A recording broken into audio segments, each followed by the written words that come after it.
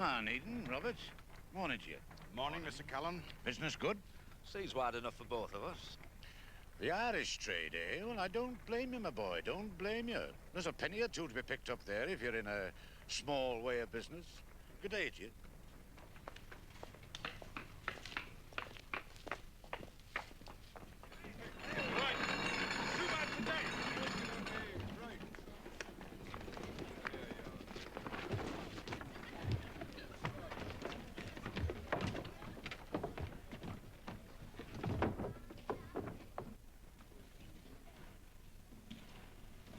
Is that all you could find? That's all that was left. I'm afraid Callan got there first. I see. Well, he cut his prices, selling a family and packed his ship to the gunnels. These are latecomers. Sixpence a head, babes in arms free. Poor devils. 7 and 6pence a head. Have we arrived, Your Honour? Aye. Oh, get ashore with you and look sharp about it. Thank you, Your Honour. Come on now. Here, give me the child. There you are, Dan. Don't cry, don't cry. Hurry up now. Come on, hurry up, boys. Don't keep the men waiting. Come on now. Come on, you all right, darling? Come on. Come on now, don't keep the gentlemen waiting. Come on. Don't cry, darling. Don't cry. Come on. Come on, we're home. Quick about it, everybody. Come on, darling. Come on, boys. Thank you. Thank you, sir. God bless you. Thank you, sir. More cheap labour for Callan to grow fat on. 3 and 6pence. Oh, we shall grow very fat on that, won't we? Well, they walk aboard, walk ashore, care for themselves. It isn't much, but it's a clear profit. If we'd had a shipload of them, we'd be singing a different tune. So, what other cargo did you find me? A couple of porkers and 6 bales of linen. A couple of porkers. Oi! Another dozen casks. Where do you want them? On deck. Right, Mr. Baines.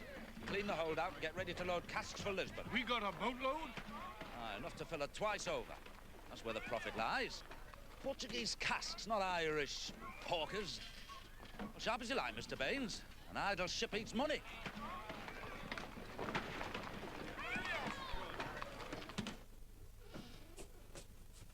Blasted casks. It's bad enough having an upstart merchantman for a son-in-law without him turning me quarters into a warehouse. Business, Father, until James finds a suitable repository. Can't even get out to the petty without fighting my way through pyramids of empties. They'll be lodged in the bedrooms next, I shouldn't wonder. Father, do stop grumbling. Another new suit. A gentleman is expected to cut a figure, a point which seems to be lost on that penny-pinching husband of yours, doling out this miserable half-guinea a week, keeping a man of substance on short commons, robbing me of my ship, turning me only daughter's head with fine-sounding promises. Where are you getting all this money from? That whippersnapper James is not the only one with its head screwed on the right way. And a new watch. Even a gentleman wants to know the time upon occasions. 4 bells. I'll be off to be constitutional. Not until I know where this money's coming from.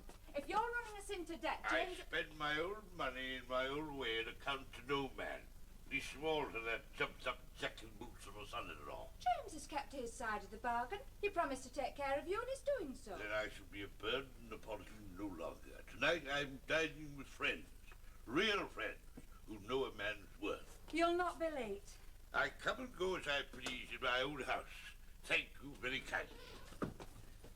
My, we do look smart this evening. Blasted casks. Oh, Father seems to have found the Midas touch. Wish I had his good fortune. He must be borrowing it. Well, I'll not be responsible for his debts. But James, if he's running... No, other things on my mind. See, the Braganza's casks are arriving by the cartload. I need to get a warehouse. And then more ships. Sometimes, James, I think you're inhuman. What? Your entire concern is with warehouses, casks and ships. Well, what else should concern me? I grant you, the coastal trade doesn't bring in much profit. Coals to Ireland, salt to the Isle of Man's hardly going to keep us in the lap of luxury, but it is a beginning. You're never at home. You call this a home? Now, you're right. We should look for other lodgings. What, rent to pay, furniture to buy? Living in your father's house. You need a home of your own to look after. What we need and what we get are two different... No, you'll ruin the bread. You'll ruin us all, James. My father, your brother Robert. The trouble is you never listen. You listen to no one but James Onedin. You're right. There's only one thing for it. We must get a warehouse. We've no money to rent even a house, and you talk of renting a warehouse. Buying a warehouse. Buying a warehouse? And where would you hope to find such premises? As Jack walked one morning, Point Beach up and down, he spied pretty Polly of Mary Horses Town. As soon as Jack see her most beautiful... And I'm telling you it's cotton. Look at these muffles. Disgusting. They're all rubbish. Hardly worth the handling. You ought to be paying me to take this lot from you. 3 shillings the lot. Keep your thieving hands off or I'll have the hide off you. Well, what do you think of it? But it's a rag and bone yard. You can't be serious. Yes, I am. But what about them? You can't have them in here and your casks. They'll have to sort their rags some other place, won't they? What, you throw them out? Let's not jump our fence. This lady over there may well be the owner. Indeed, money isn't always in the pocket of fine clothes. Yes, gentlemen. How can I oblige? Brassware, clothes of shoddy, shoes as good as new for your workers. Are you the owner? Me? No, I'm not. If you're a pair of jacks, you'll find everything in order here. This is no swag shop. Here to gamble's as honest as the day is long. No, we're not a pair of jacks. I knew it the moment I set eyes on you. There, I said to myself, is a fine pair of gentlemen. Get back to your work or I'll have this scalp the hide off you. Can't trust them an inch, sir. Thieves, every one of them. Steal the arse out of your trousers if they could. They look half-starved to me. Your overheads must be quite high. What? Your landlord must charge a pretty high rent. Oh, I couldn't afford high rent, sir. No, I will say this for Mr. Arkwright. He was a true benefactor, if ever there was one. A true benefactor. Was, did you say? It passed on. God rest his unhappy soul. Well, then, to whom do you pay your accounts, eh? To the collector, of course. 7 shillings a week, regular as clockwork. But on whose account does he collect? Mrs. Arkwright. He was a grand employer, but she outlived him. She'd outlived the devil herself, I think. Are we acquainted with a Mr. Onedin? I don't think so, Mrs. Arkwright. Here, what do you make of it? He asked for the favour of an appointment. I know that, you fool. Upon a matter of business. Business? What do I know of business matters? Is he a gentleman, do you think? Well, I doubt it. No gentleman could possibly write so legible a hand. A professional man? Yes, possibly. I'll not have tradesmen under my roof, Simmons. Yes, Mrs. Arkwright. I shall write to the gentleman, explaining that you're indisposed. You'll and do that nothing of the sort. I shall write to him myself. I shall reply in polite but vague terms, inquiring as to the nature of his business.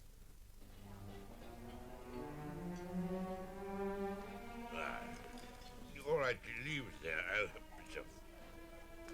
I don't care. Not so loud. If you think more of me than your ship, we shall marry right away. The banns must first be announced. That would take 3 weeks. I shan't be ashore that long. Be reasonable, sweetheart. Reasonable? You ask me to be reasonable after... Do you understand?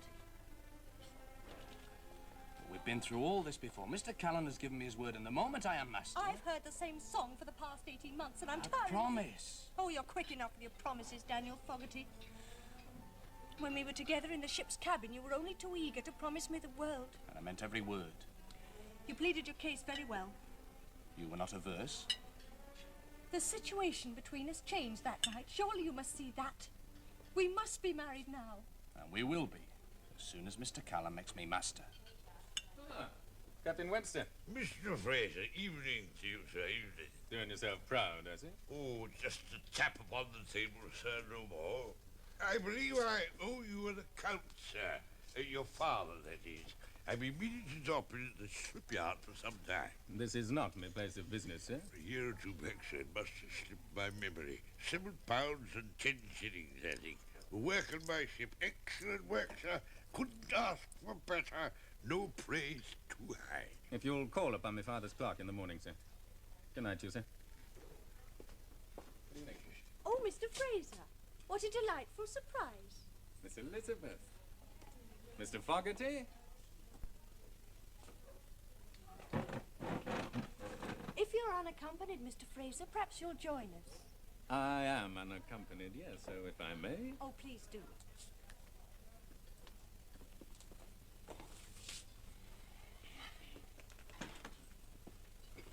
I shall commence with the same course. Then you may not claim the advantage of me. We're having the saddle of mutton. Then to our muttons let it be.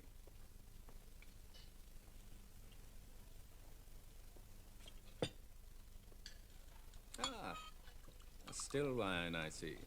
An excellent aid to the digestion, I always think. But for good fellowship, one can't beat the bubbly. A bottle of the widow, if you please. Will you be sailing soon, Mr. Fogarty? Within the next day or two, the moment the wind shifts. How long will you be away, Daniel? To Oslo and back, a matter of weeks. I've heard you're to be made master soon, Mr. Fogarty. Mr. Callan has promised me the first available berth. If he keeps his promise. I've always found Mr. Callan to be a man of his word, sir. It's a rare quality in the world of commerce. But allow me to offer you my congratulations, sir. Thank you. And then we're to be married. My felicitations to you both. Has Mr. Callan named the date of your promotion? Thank you, I'm sure that'll be absolutely splendid. Well, to the bonds of matrimony, true love and ambition, formidable partnership. You must lie abed today, my love. What about your breakfast? There's nothing wrong with Elizabeth's cooking that a good healthy appetite won't cure. Oh, who on earth is that at this time of the morning? It's James. Is there no peace from the man? All right, I'll be down directly. Oh, Elizabeth. How thoughtful of you. Is it all right? I think I should call the midwife. She won't come until it's time. Confound that man. Has he no patience? Now think, oh, my love. You lie abed today, do you? Yes, Robert. And no more partnerships with your brother James. You take me for that much of a fool? All right, I'm coming.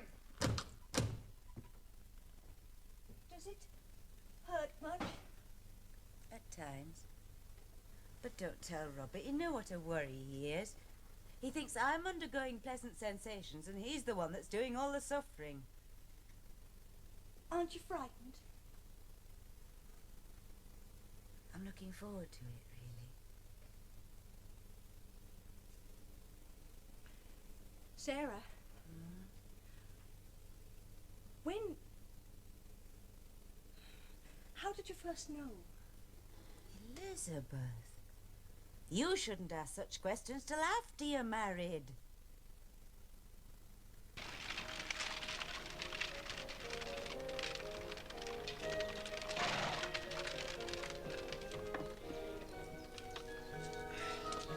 Handsome would have done. Men of substance would have their own carriage.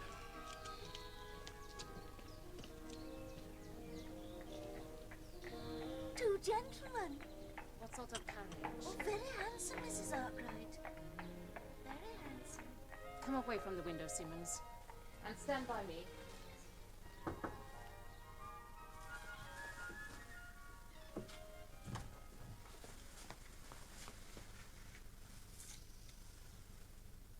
Mr. Onedin? I did not invite him here. Mr. James Onedin presents his compliments and asks that he and Mr. Robert Onedin may be granted the favor of a few minutes' conversation. Impertinence. I've a mind to send him packing. Ethel, you may show the gentleman in, and we shall take tea. The Darjeeling, mind, not the China. Yes. I shall not waste good China tea on persons who can only afford one card between them. Very well, Ethel, you may go. Mrs. Arkwright, it occurs to me... What? Oh, no. Then hold your tongue. Yes. The gentleman, ma'am. It's quite impossible to find a decent class of servant these days. Yes, I apologize for the inconvenience of the hour, Mrs. Arkwright. May I present Mr. Robert Onedin, my brother and business partner? And you, I take it, are Mr. James Onedin? Mrs. Arkwright. My companion, Miss Simmons. What is the nature of the business which brings you here so hot-foot, Mr. Onedin? Well, I have an interest in shipping. What sort of interest? I am an owner, madam. I have no such interest, so far as I'm aware. And when it comes to matters of business, I prefer to be represented by my lawyer. Oh, I would agree, Mrs. Arkwright, that once we have established grounds for negotiations, lawyers may very well be necessary to protect our mutual interests. But at the moment, I'd consider them both a waste of time and money. Your time and my money, no doubt. My time I find to be a commodity in increasingly short supply. Is your brother the silent partner? My brother had the consideration to accompany me out of his high regard for the proprieties. Oh? A lady so recently bereaved might not have cared to receive a gentleman unaccompanied. You show great delicacy of feeling. It does you credit. Wonder if we might have a few moments' private conversation. If Mr. Onedin has a botanical interest, I'm sure that Miss Simmons would deem it a pleasure to conduct him to the conservatory. I should be more than delighted. There's no reason to remain standing, Mr. Onedin. Now, what is this business you wish to discuss? Oh, they are fine plants. Yes. Very fine plants. Is gardening one of your interests, Miss Simmons? Yes. Oh. Well, they are. They're very fine plants.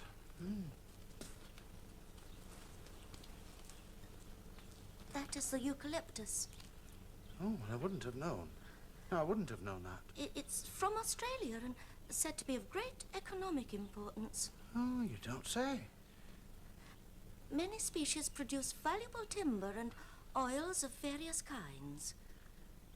Eucalyptus oil? And menthol. Of course. And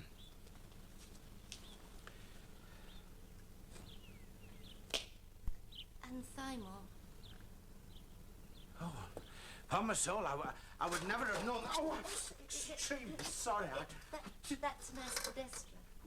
Well, I thought they grew them in pots in the foyers of the better class hotels. And in front parlours. And Mrs. Gamble is guaranteed tenure at a fixed rate of 7 shillings a week. You are well informed, Mr. Onedin. Well, I can see that the presence of Mrs. Gamble and the articles of her trade might prove to be a stumbling block if you ever considered selling the warehouse. You have considered selling it, I take it. Mr. Onedin, since the death of my husband, I've not been well enough to consider mundane matters of business. I believe, however, that you did have an offer from Mr. Callan. Oh, yes, that's right. I'd quite forgotten. But on learning that he couldn't get rid of Mrs. Gamble, he withdrew his offer. You said that you had a figure in mind, Mr. Onedin. Yes, I have. £200. £200? A fair offer. Little above market value, I'd say.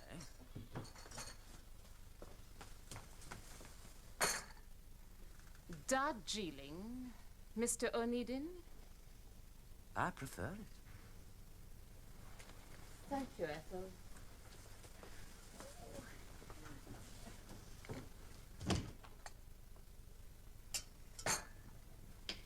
Cream. Thank you.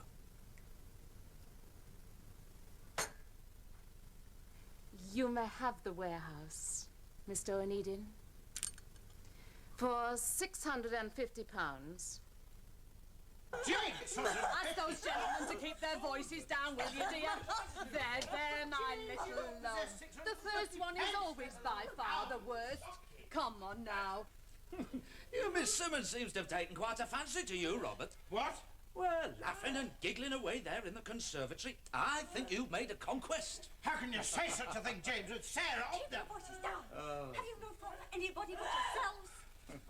How is she? Is she all right? Does that sound as though she's all right? You should be praying for her, not arguing with him.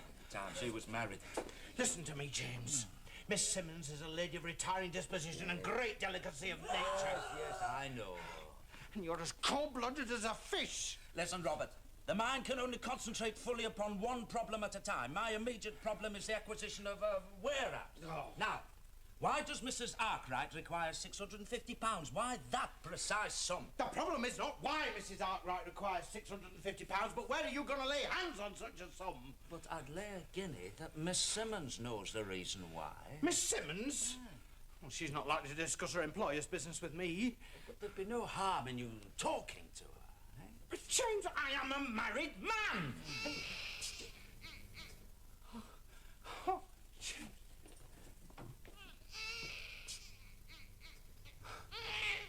More than that, you're a father.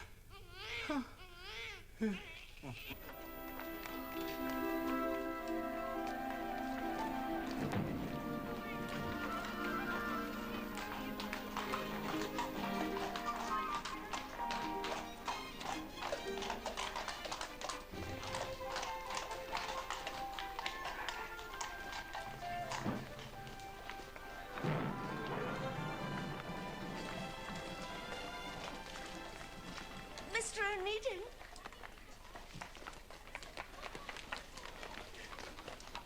I received your little note, Mr. Onedin. Such a mysterious billet-doux. My intentions are strictly honourable, Miss Simmons. Oh, but of course, Mr. Onedin.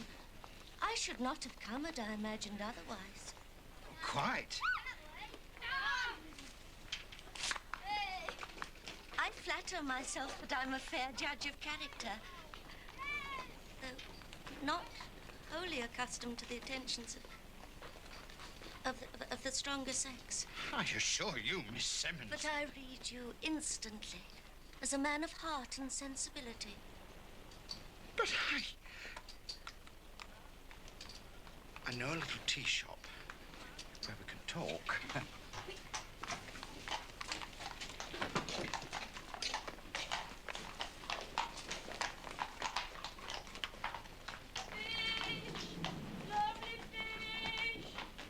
It was most kind of you to give me so much of your time, Miss Simmons. Oh, it's most kind of you to ask me, Mr. Onedin. I'm usually at quite a loose end on my free afternoon. I have one free afternoon a month. Is that all? Well, I'm not a servant, Mr. Onedin. Oh, no, of course not. I merely meant that, a lady of your... Yes? Well, of your attainments would find herself a better occupation than sitting in a tea shop with a stale old bun like myself. Oh, but I do not think you a stale old bun, Mr. Onedin. I think you're a kind and generous man. Oh, dear. I hesitate to ask. Oh, but you must. Oh, I'm overwhelmed with curiosity. It was such a mysterious note and on such short acquaintance. It was unforgivable of me. Oh, no. You're more than forgiven. Would you think it forward of me if I were to call you by your Christian name? It's Robert, isn't it? Yes. Robert. Oh, that's a fine, manly name. Robert. Mine is Enid.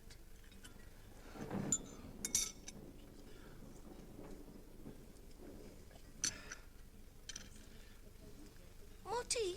Oh, thank you. Miss Simmons. Miss Simmons. Yes? Mrs. Arkwright. She lives alone. Oh, quite alone, except, of course, for myself and the servants. But it is not her house, is it? Oh, no. Mr. Arkwright left the house in trust for his married daughter. That was awkward for her. Oh, well, Mrs. Arkwright is allowed to live in the house rent-free for as long as she chooses. Oh, I see. Like the Amazon in the warehouse. Have you met Mrs. Gamble? Oh, she's a dreadful, vulgar woman. But you see, Mr. Arkwright was determined to make provision for all his workers. And for his wife? Oh, well, she has a small income from shares in a railway company, I believe, but it isn't enough for her to realise her dearest wish. Oh, which is? You see, Mrs. Arkwright is of French extraction, and she's often expressed a desire of one day returning to live in France. In La Rochelle. Oh, La Rochelle? Oh, she was born and spent her childhood there. Oh, well, why didn't she go? Well, she'd need to buy a residence, you see. Oh, I see. That's why she needs the £650. Well, will you go with her? Oh, no. She'll travel alone. She's made that matter quite plain. And what will become of you? I shall manage. You have friends, relatives. I'm quite alone. But you have money saved. No, I'm an unpaid companion, you see. But surely she won't pitch you out into the street? An employer is not required to justify his actions to an employee, Robert. No, of course not. I know that, but it's monstrous. Well, believe me, Miss Simmons, I shall do everything in my power to see that you do not suffer the consequences of the event. Mr. Cullen. Mr. Cullen, may I present Miss Simmons? Miss Simmons, Mr. Cullen. More than delighted to make the acquaintance of such a charming companion. Yes, well, it's purely a matter of business, Mr. Cullen. A matter of business. Business? Nay, you pay the lady a poor compliment, Robert. No, it's perfectly true.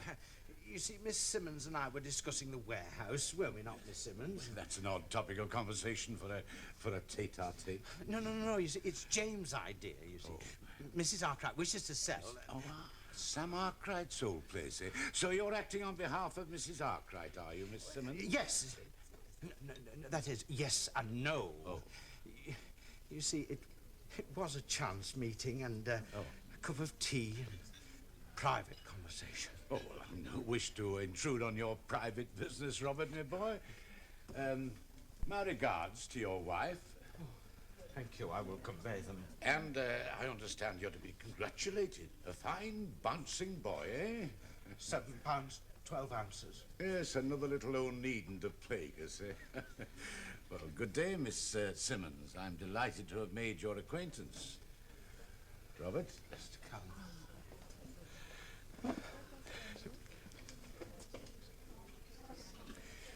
Miss Simmons, I beg of you...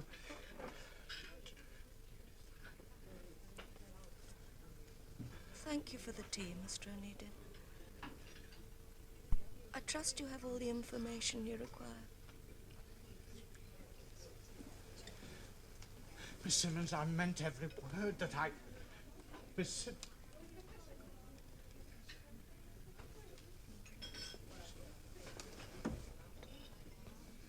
Damn James and his blasted schemes.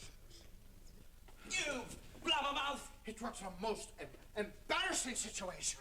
Tell Callan of all people that I've got my eye on that warehouse. Damn you and your warehouse, James! I'll never be able to look that woman in the face again. And are you sure Callan knows nothing of Mrs. Arkwright's desire to live in La Rochelle? I'm positive. Well, that's something. La Rochelle. Right. Delroe. Monsieur Delroe, right? What? Man I know. Deals in property in Bordeaux. Come now, my pretty, you mustn't be seen weeping. How long are you going to be away? Not long, only across the North Sea for timber. How long? A month, less with luck. You there, put your back into it, you idle starring! And we are to be married the moment you return. Of course. There, my love. You must accustom yourself to partings. We can't have a bold captain's wife smuffling on the quayside. You're not a captain yet. No, not yet, dear. And I'm not yet your wife. No, not yet. If you think I'll wait forever, you're vastly mistaken. I'll be at no man's beck and call. No one expects you to be so. You clumsy, lazy, frostbitten loafers. You dozy, idle, mother-forsaken Irishmen. Still you government said you work out smarting you. Most enliven them up there! The stupid, lovely, thick-headed jabbernows that ever got here. I'm sorry, my love, but a dockside is no place for a lady. I really must go aboard. Then please do so. You will wait for me? Daniel, there's something I have to tell you. What is it? I think I'm going to have... Mr. Fogarty, is it your pleasure to sail with us, or do you intend to go barnacles ashore? I really must go aboard, dear, at once. Daniel, wait! Remember to write! Daniel! Daniel!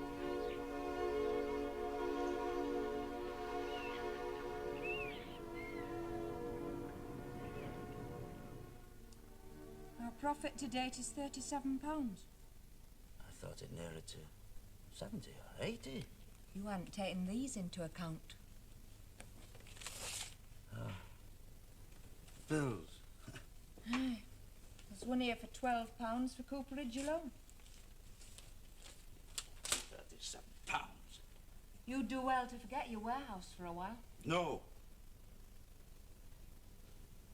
I'll find the money somehow.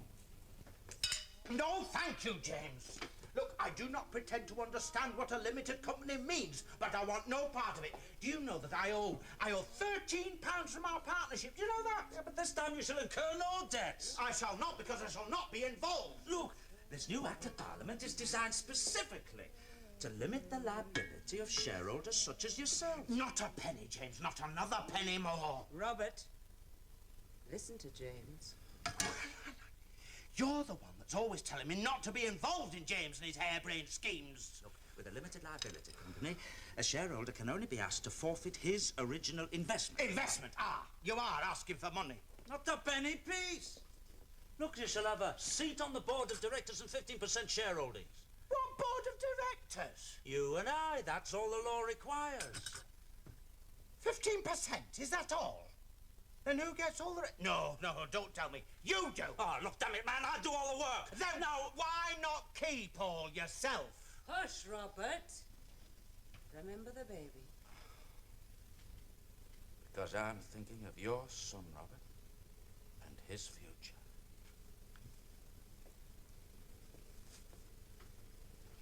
And now is the youngest of the Onedins, eh? He's got lungs of brass as well. Yeah, kept us awake all last night. And such a monstrous appetite. What do you think of that, you little monster? Your father, a company director. Hmm.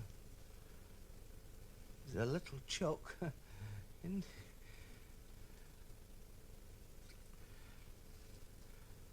There'll be no further call on my pocket. I shall want it in writing. I shall have lawyers draw up articles of association right away. You can have your copy checked by any lawyer that takes your fancy. 'Cause I know you of old, James. There's more in this than meets the eye. It is that warehouse, isn't it? Yes. I intend to buy it.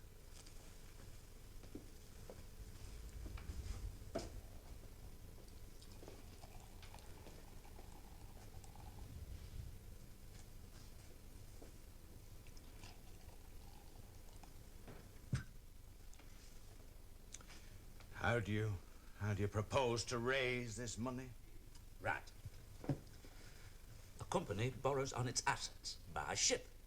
I stand to lose most, therefore I take most. And I shall go ahead with or without you, Robert. Look. She's asking £650. Now, you'll not raise that sum of money against the Charlotte Road. I shall raise 250 against her, and another 200 by mortgaging the warehouse itself. And that comes to £450. Mrs. Arkwright is asking for £650. Leave that problem with me, will you? All right.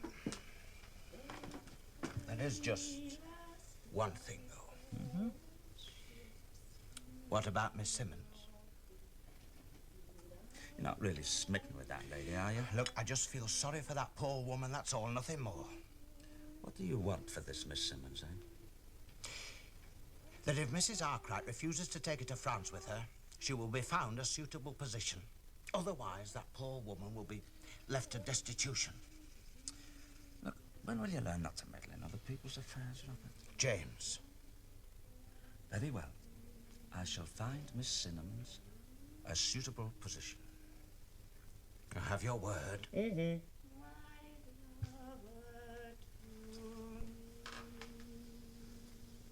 lazy cow! If I catch you launching outside again, you'll feel the brunt of my snap across the backside, I tell you. You can't get away from it. Yes, lady. And how can I oblige? Anything you fancy? All goods, highly recommended. And my husband is interested in purchasing these premises. I thought I might take a look around. I'm Mrs. Onedin. Ooh, make yourself at home, Mrs. I shall take a mug of tea. No, thank you, Mrs. Gamble.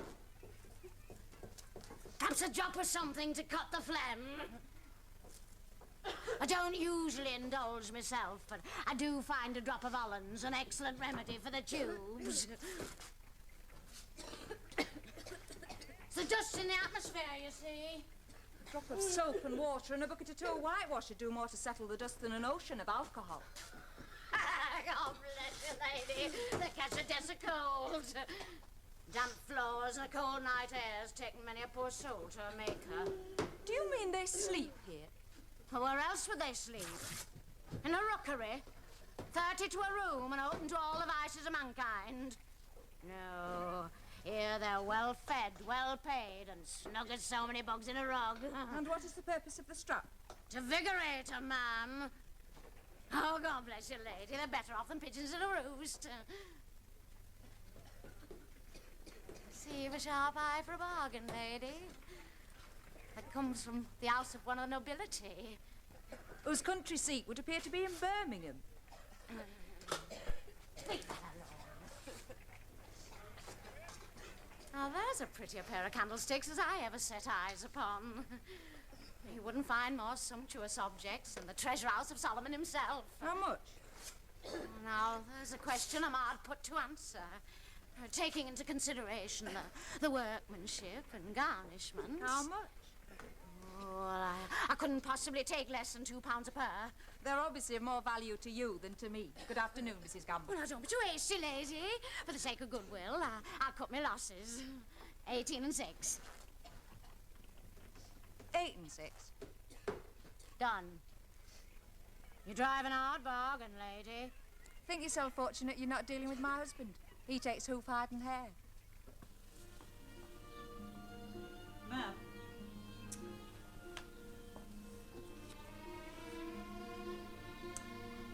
So, Mr. Onedin wishes to favour us with another visit. Very well, Ethel, you may show the gentleman in. Yes, ma'am.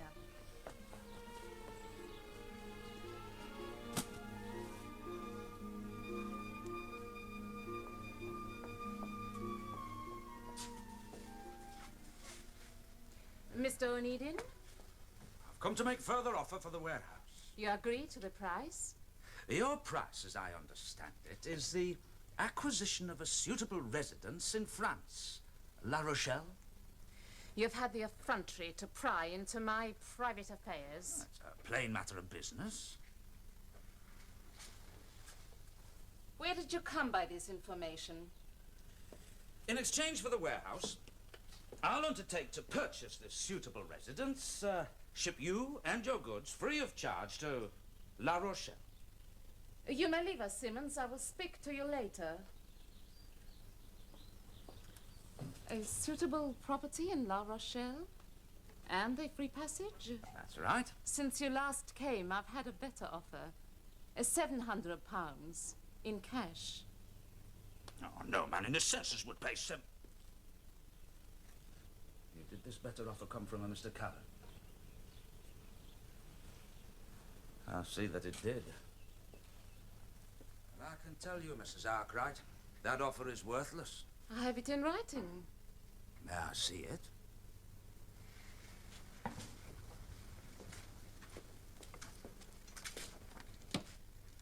Just put a letter. £700, it's there in black and white. Subject to contract. A lawyer's trick. Has your own lawyer advised you? No. Well, I should consult him without delay. You say this offer is worthless? In my opinion. Well, why should Mr. Callan make such an offer? To push my nose out of joint. Your enemies? Rivals. Subject to contract. Means what it says, no more, no less. Callan can withdraw his offer the moment that you reject mine.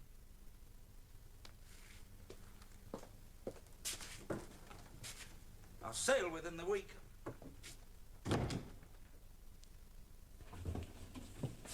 I know that you've forced Mrs. Arkwright to sell you the warehouse, but where are you going to find storage space for your casks with Mrs. Gamble and her drudges still in possession?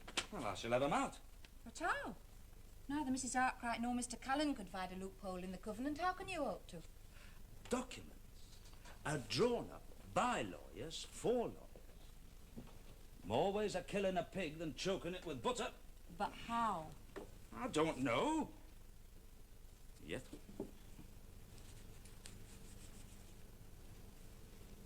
I think I've struck an even better bargain than I expected. Huh? I thought these were plated, but unless I'm mistaken, that's the silver mark of the Chester Assay offices. I think these sconces are solid silver.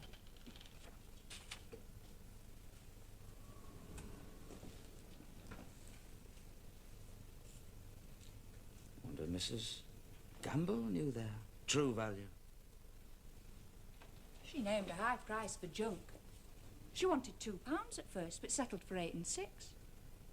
Did she now? Who in their right mind would throw out silver candlesticks? Anne, you're a heaven-born genius. James, where are you going? What? A thieves' kitchen. You are a fence. You can't say things like that. You've taken away my character. Well, then explain this. Oh, I came in with the junk. It's them junk men. Thieves, every one of them. Ah, so you deal with known thieves, I didn't do you? say that. Well, then you wouldn't mind an officer of the law coming to search these premises, would you? Oh, I've never knowingly bought nothing from nobody, knowing it to be stole. Well, then you've nothing to be afraid of, have you? In fact, you could perform a public service by laying on information. What? Against those rogues who've taken advantage of your good nature. Oh, I couldn't do that. I'd wake up one fine morning with my throat slit. You set me a pretty problem, Mrs. Gamble, you know. I can't possibly allow my good name to be tarnished by allowing these premises to be used by thieves and rogues. Well, my duty's plain. Oh, just a minute, sir. Oh, I don't want to be no bother, sir. I understand what you mean about thieves and such visiting your premises. Well, I could turn them all away, but how am I to know the thieves from the honest ones? Well, I can't turn them all away, can I? Oh, it's my living, after all. What do you suggest I do, Mrs. Gamble, eh? Well, I could take other premises to carry on my business. Of course, I'd be out of pocket. Would 10 sovereigns help?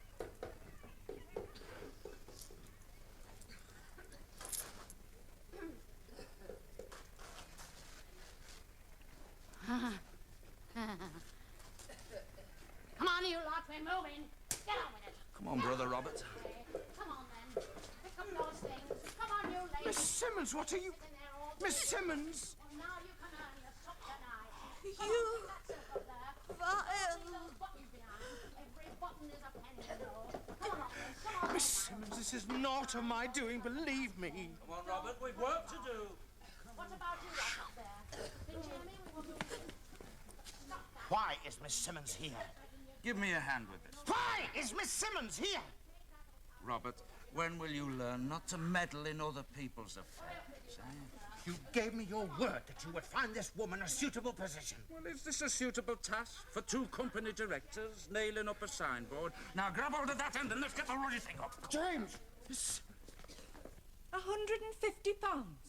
gentleman cannot live on air. Where has it all gone? Oh, no, don't tell me. New suits, dining out, all your past debts. Paid, all paid. Last I could hold up my head again. What am I to do with him? It's his cottage. Was his cottage. I didn't expect it to foreclose so soon. It's that rogue Callan. He bought up my note and squeezed me dry. Mr. Callan? Yes, he's a vengeful man.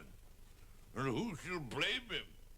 What on earth possessed you to borrow money that you couldn't pay back? You seem to do it all the time. But of course I am a gentleman.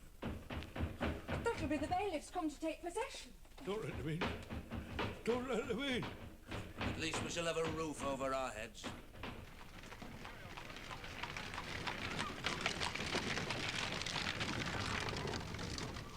Oh, good evening. And a nice fine one, eh, Mrs. Onedin?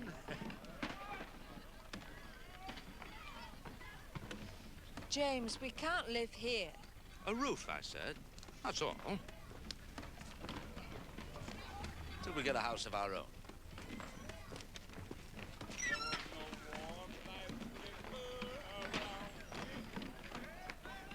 No blankets there to fold. Hello there, lassie. Do you think we'll ever jump this ship again?